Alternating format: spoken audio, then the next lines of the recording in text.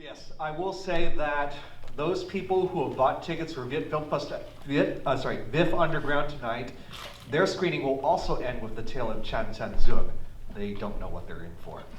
All right, with that, I would like to now invite our moderator, Andy Cung, up to the stage. I would also like to invite the filmmakers up to the stage as well, including Christine LêSantos, who didn't have a film here, but she is one of our special panelists as well.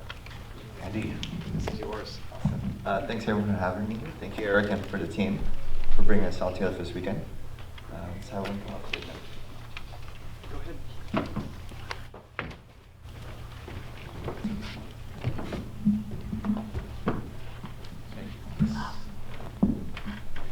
So just us.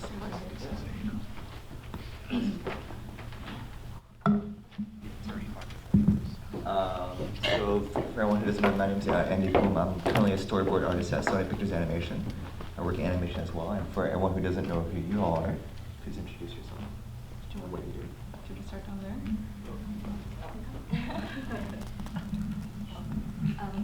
My name is Emily. I'm the director of Conductor's Crescendo, the first film that showed tonight. This is Helen. Oh, yeah, Emily's animator for her film. I also have a bunch of my friends who came today. Thank you so much for coming. Hi, my name is Ivan. I was the co-director and writer for Little Persimmon.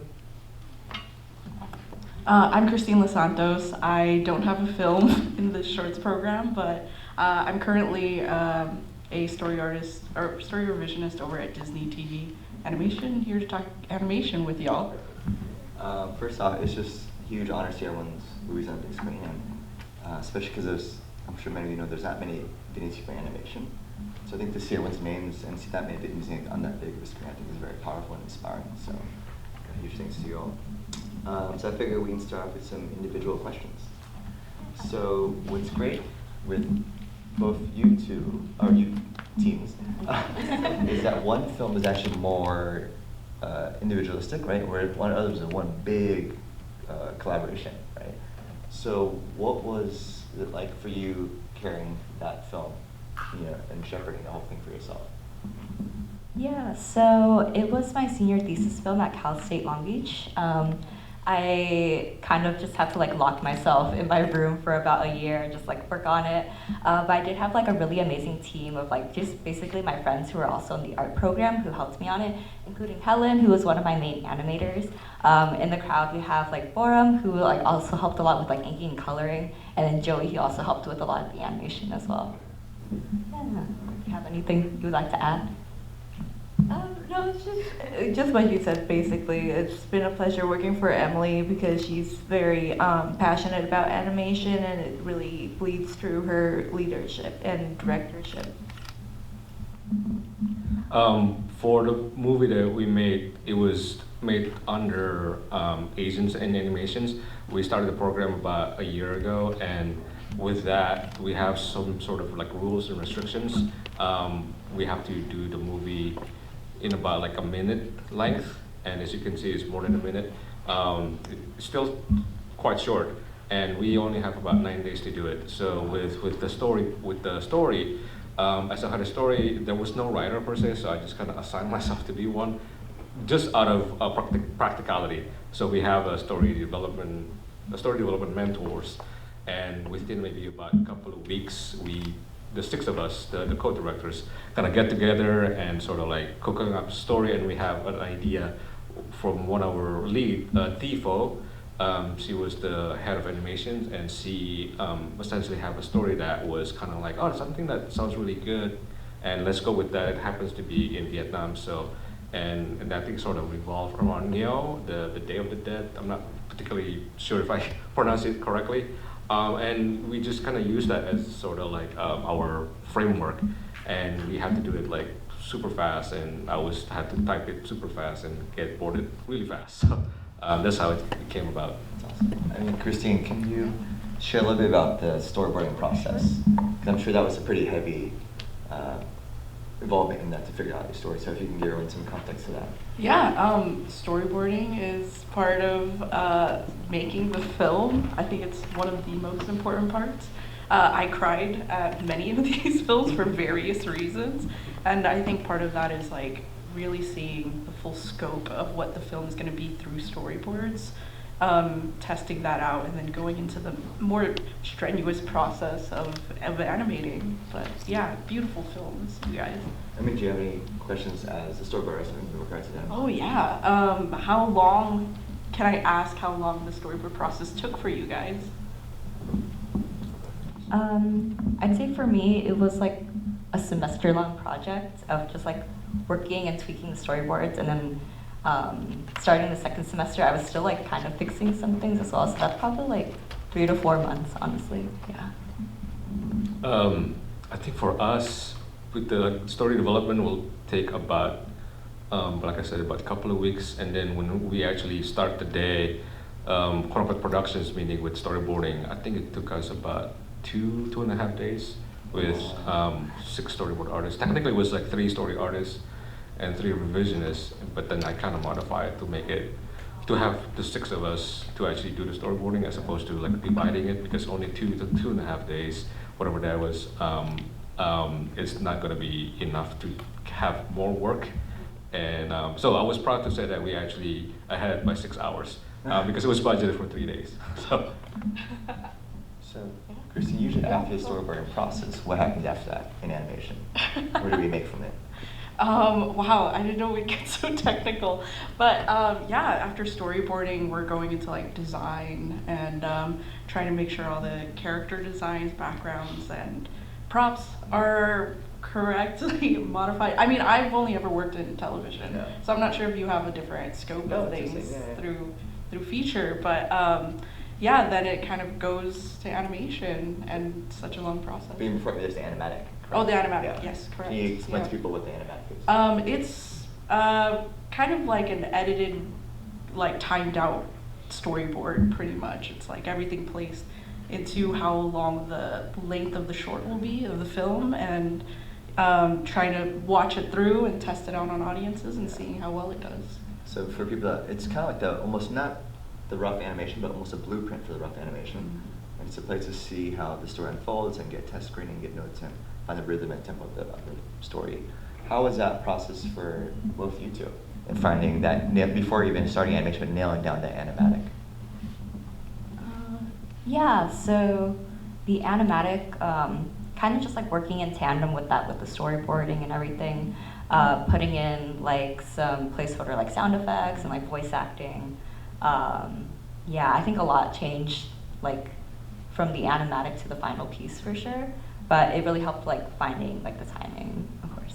And like Helen has also worked on a senior film as well, so like do you have any like thoughts on like the animatic process? Yeah, absolutely.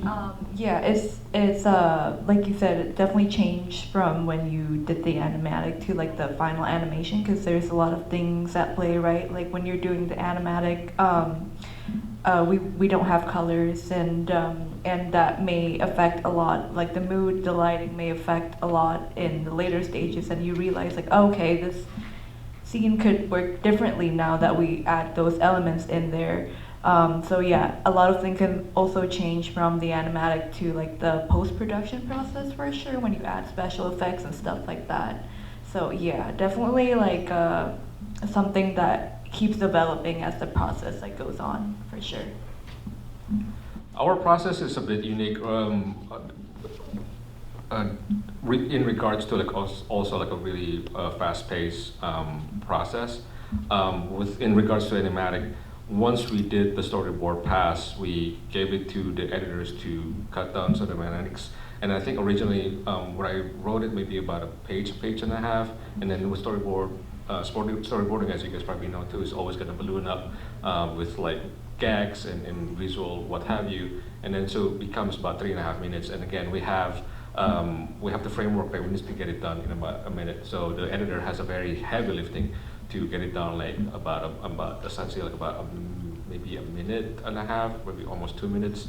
So it was, the unique thing is also because we don't have a quote-unquote directors, the 6 of us essentially like a lead, and we didn't really have like one person, oh, it needs to be edited this way, edit that way. The editor sort of like took upon himself sort of like edit how he things would fit. And constantly Noel, who's the editor, who was very like, I don't know whether or not I should cut this, cut that part, and we were kind of encouraging him to like, hey man, this is all 6 of us making the movie together, so you cut however you feel is good, as opposed to us telling them how he cuts.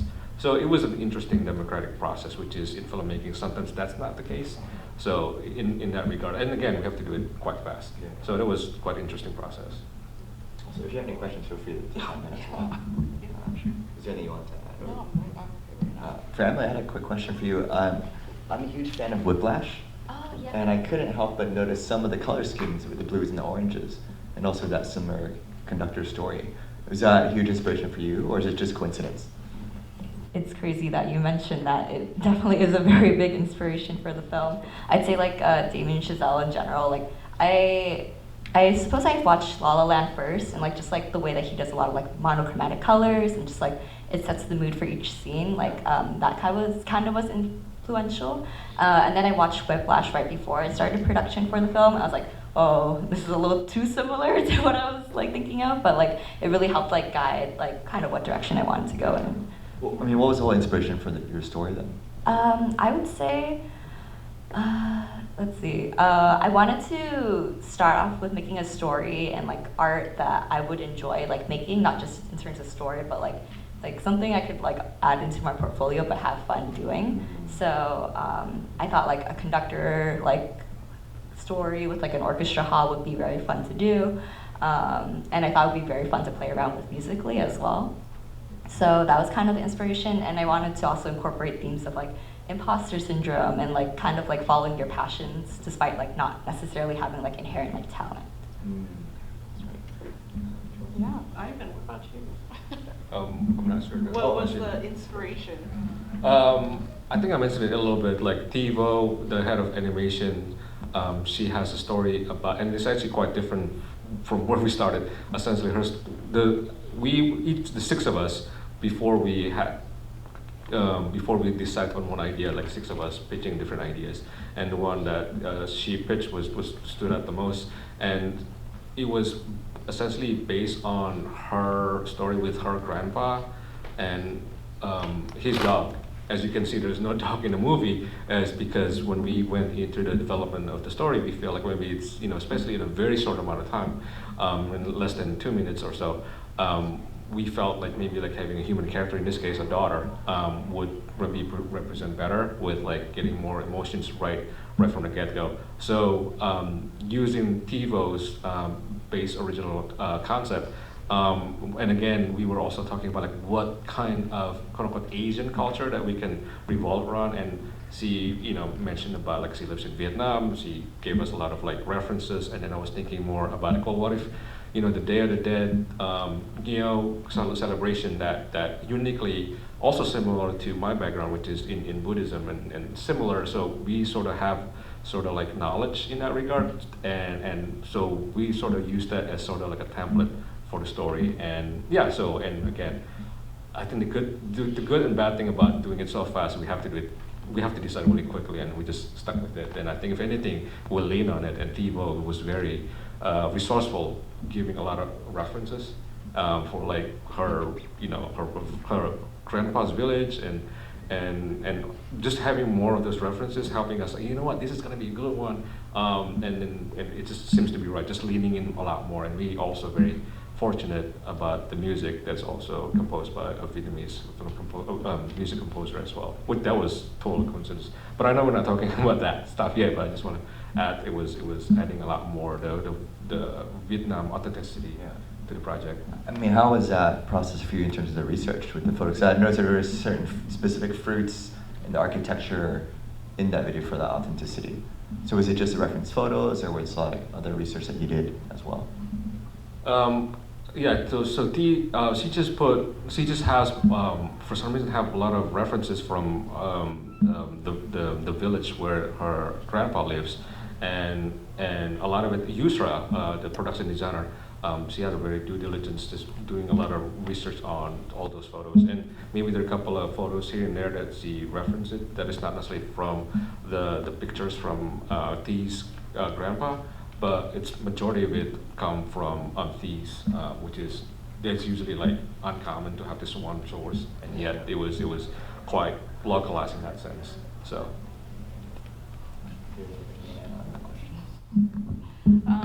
Yeah, I think it's just like, if I can move on a little bit from the film stuff, I think it's really cool that like there's so much representation of the Vietnamese diaspora throughout all of these films.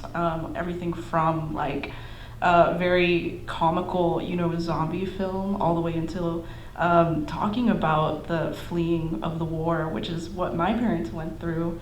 I know my last name is very confusing. I joined my last name with my wife's, and she's Mexican, but both of my parents fled the war, and it was very touching to see this kind of like wholesomeness of like where they kind of ended that film. And I was curious for your guys' films, and I try to apply this into my own work as well, but like how did you try to incorporate, or what part of diaspora do you guys feel that you're from, and how do you think that influenced your films?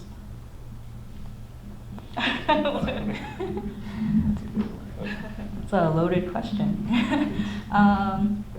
Let's see. I'd say I also like very much so resonated with a lot of the films. Like my father also having been like a boat person, and my family having like immigrated here. They did do like some college and everything, so I'm never sure to call myself first generation or second generation sometimes. But they definitely had like very high expectations. Like thankfully, my sister decided to be a pharmacist so I could pursue art. But with that, there was a lot of like pressure to kind of succeed with like my art and everything, and that's where I kind of feel like kind of built some inspiration, like kind of how I mentioned like imposter syndrome, and like kind of chasing a passion that you don't feel that you're necessarily like talented with. Yeah, that definitely like I feel like my Vietnamese background kind of like influenced like that, like why I decided to make a film about it. In regards to diaspora, I think majority of the filmmakers that participated in our shorts, about maybe 44, 45 filmmakers, majority of them are maybe first and second generation. And at least for the six of us, the six leads, maybe half of us are like first generations. And I think again, there was some part in the movie where we actually put the grandpa's picture with like Vietnam sort of general kind of thing, and I kind of hint that a little bit. But at the end, I'm not sure if I'm answering a question here, but at the end to see Steve change that into a different one, because maybe it could be a little bit, can be seen as political, even though super brief. But that is interesting because in the sense that what I'm trying to bring up is that the fact that he decided, like, let's not do that, that implies that means it's still fresh. And that I thought was, interesting, even though in my mind had a story as a storyboard artist who I felt like, we kind of got a nice nod, but at the same time it still feel like traumatic to some, and maybe perhaps she felt like that's not appropriate for the short.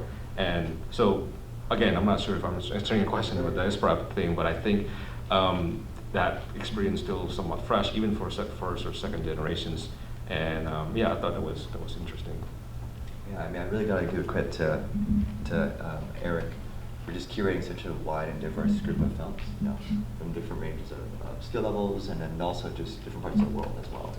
And for me, I think, like you're saying, it's just very touching to see the diaspora told in different ways and different experiences in different mediums. Are you doing it? Are you telling this story? I mean, I'm trying to be inclusive. Appreciate it. I mean, are you telling them? Do you have a story you're trying to tell yourself? So animation, I'm sure you guys understand, is such a hard process. And so I developed this pitch for this big story about multiculturalism in Los Angeles. And, my wife is Mexican, and kind of navigating that world of like cross-cultural like learning.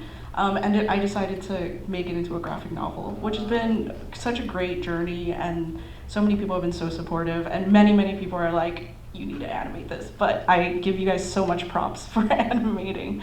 But yeah, I very heavily resonate with the want to tell these stories, and I think in this current state of the world and this current industry, I don't think there's enough avenues to do that. And I think there's, like with CAPE and with VAALA and with the Viet Film Fest, I think it's giving these people these opportunities too, but I think it's up to us a lot of times to kind of create it ourselves.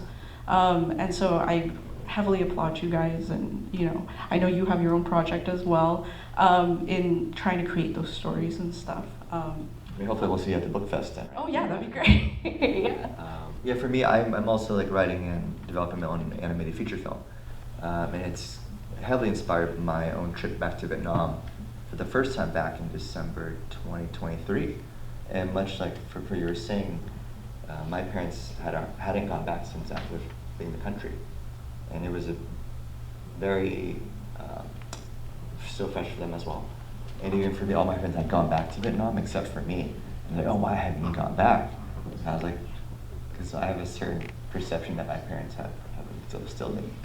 So when I went back to December 23, it just really changed my outlook and everything.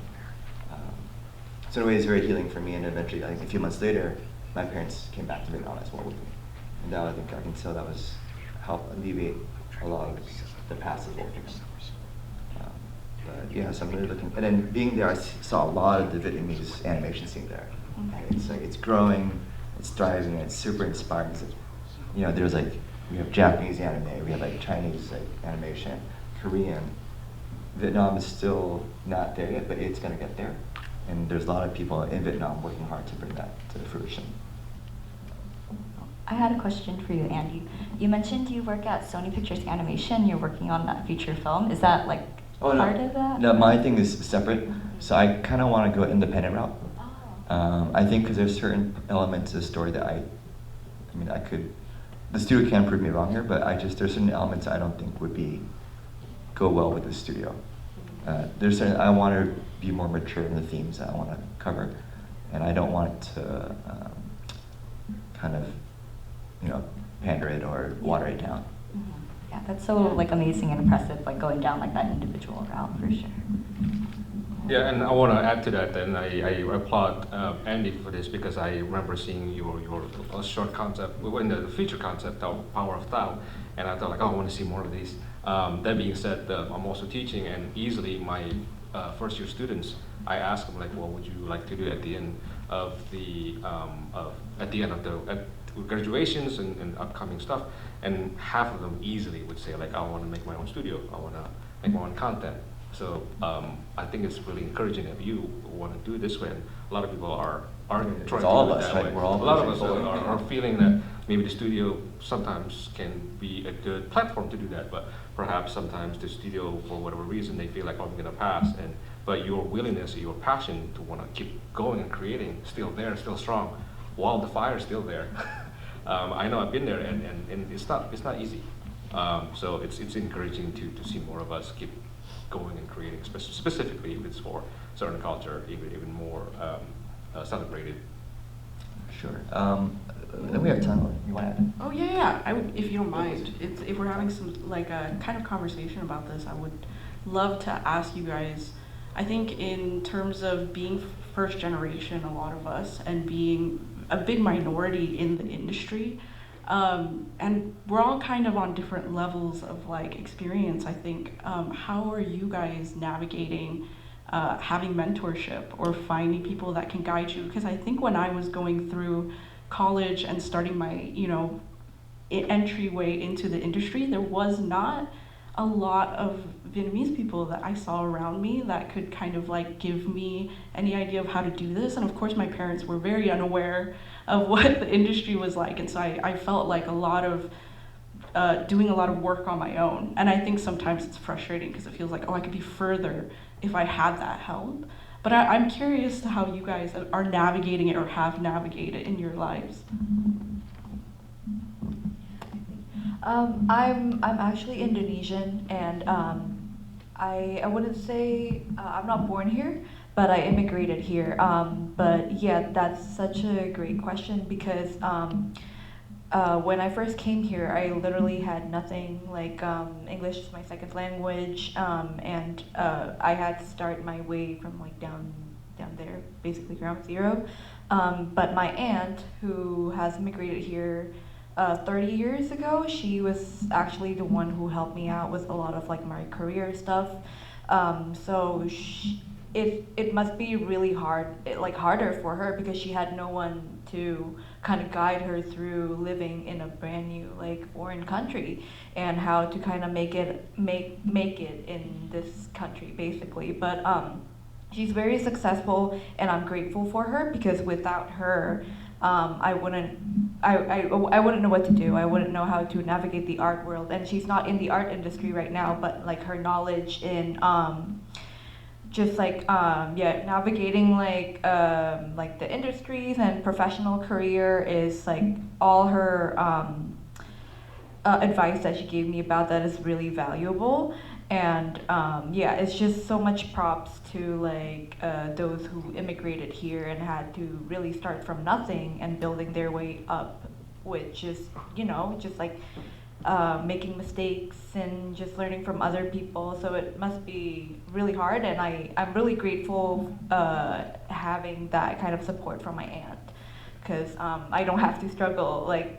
I guess like I didn't have to struggle as hard as she did, and I'm really grateful too for having a really good relationship with her because she treats me like I'm her own daughter, and but yes, I'm definitely grateful for that, and I know that there's a lot of other I have other peers who doesn't have like connections or families here who literally just immigrated here, and it must be really hard for them. And it's as a community, right? We have to help each other because we're the only we know each other's like experience, like trying to make it in a foreign and different country. Yeah, going off of that, I think like building like a community of like peers who are like-minded and like also pursuing like animation and art has been like very reassuring in this like difficult climate, I'd say. Like for example, like I met Helen working on our first animated short film together, and then I helped Helen on hers. Her film actually got shown on Viet Film Fest last year actually, and then now she's here with me helping on Conductor's Crescendo. So just like building that community of like, it helps to be like Asian American because you kind of like understand each other's like struggles and like culture and everything. But yeah, I'd say that's my answer. Mentorship is tricky because, at least in our industry, and I don't know if you guys feel the same way with this, with like filmmaking and animation in particular, mentorship is huge. The mentor-mentee relationships can make or break your career, quite literally. And when I was starting out in the industry, I was actually interested in becoming a live-action filmmaker, and I didn't really have the community that I was looking for. And when I switched gears to animation, I was very lucky to meet a mentor. And he would literally walk me down and show me like the step-by-step on how to do that. And as I was getting a mentorship for my mentor, I also was able to get some classes because I was not able to go to art college, quote unquote. I was able to take art colleges that I'm pretty sure that Andy was also a part of it too. There was few of school that's not necessarily related. That's not related like a 4-year university, and those kind of classes, to some degree, if we have a good relationship with those teachers, we essentially form a bond. And if you ever so lucky, then you might have those relationships with the mentor-mentee relationship, and then that's how you sort of like get your momentum a little bit. But if anything, maybe you guys can speak to that too, because it's. Yeah, I mean, Andy, do you want to go? Yes, please, yeah. Okay. Yeah, I think it was really difficult, and I think both me and my wife also works in animation, kind of struggled in finding our foot in the door because there is, in a lot of spaces, a lack of diversity. And I think that like being able to find spaces like Asians in animation and the Latino one, which is Latinx, has been able to really help in finding those small pockets of people. Even it's been like, this is my first time meeting everyone on stage, has been such a great opportunity to be able to find more people who are trying to do their own thing and trying to like tell their own stories. And so that's why I was so curious about your guys' journey and stuff. Yeah, I mean, mentorship is super key, especially, I mean, I've been very fortunate to have really important people come my way and help me out, and if it wasn't for them, I definitely wouldn't be where I'm at today. And so now for me, I just pay it forward. I teach, I do a lot of mentorship, and I think it's so important to, you know, especially I think I'm more millennial, and I see that Gen Z coming up, and I see my role now as like I am a bridge to help bring people up, you know, and share my experiences, because when I came up, there wasn't many other Asian mentors. Most of my mentors are actually Caucasian. And so now I try to kind of fill in that gap now for people as well. We're almost ready but done. So I wonder if we can do a Q&A if anyone has any questions. Flag me down, I've got the mic. Does Eric have a question? Do I have a question? Well, I guess I'll ask one. Yeah. Yes. Give us a question, Eric. This is for all of you, including our moderator. Do you have any future projects that you would like to share with the audience? That I'm working on or like I'm developing? Both. No, I'm trying to pay my rent. Personal project I'm developing is my feature film Tao and the Hungry Ghost. For upcoming projects, I worked on Star Wars Visions that comes out end of this month for Volume 3, so I'm super excited for that. Thank you. I am currently working on a TV show called Big City Greens. Luckily, it's a very stable job because it's like the SpongeBob of Disney, so we're just going. And then because they're so well run, I have so much time, luckily, to work on a lot of personal stuff. So I've been working on a graphic novel series called Legendaries. It's about these kids who learn about other cultures, through those cultures, legends being real. And so the first book is very based on a personal story. I lost my dad to COVID, and it's about one of the main characters navigating the loss of her dad through her community, because I would not have gone through that time without my community. And so she learns all about altars. Yeah, thank you. She learns about altars and ofrendas and ways of commemorating the people who have passed. And the end of the book is very much what my family does, which is like burning items to send to your loved ones. And yeah, it's very emotional. I'm really excited. The second book is being printed as we speak, and yeah, thank you. I'm developing two projects right now. One is a short that based on my immigrant experience, but through a POV of a dog. The other one is maybe a feature a series, I don't know, but it's based on my heritage in Indonesia, but specifically through the Balinese culture and Balinese mythology. So we're still kind of working on that. Thank you. Yeah. For me and Helen, we've been thinking about trying to revisit our first group film that we worked on together called Bride on Time.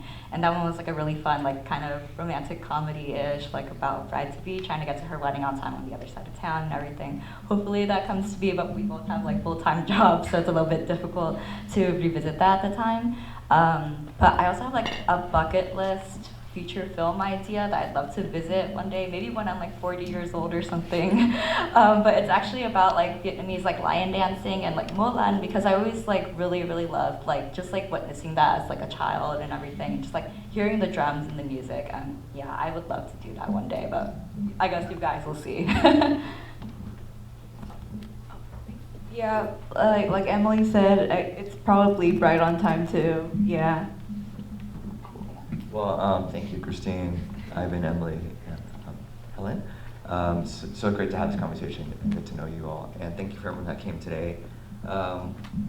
We have more films the whole weekend here, and then there's the online screenings of all these videos that are until the 19th of October.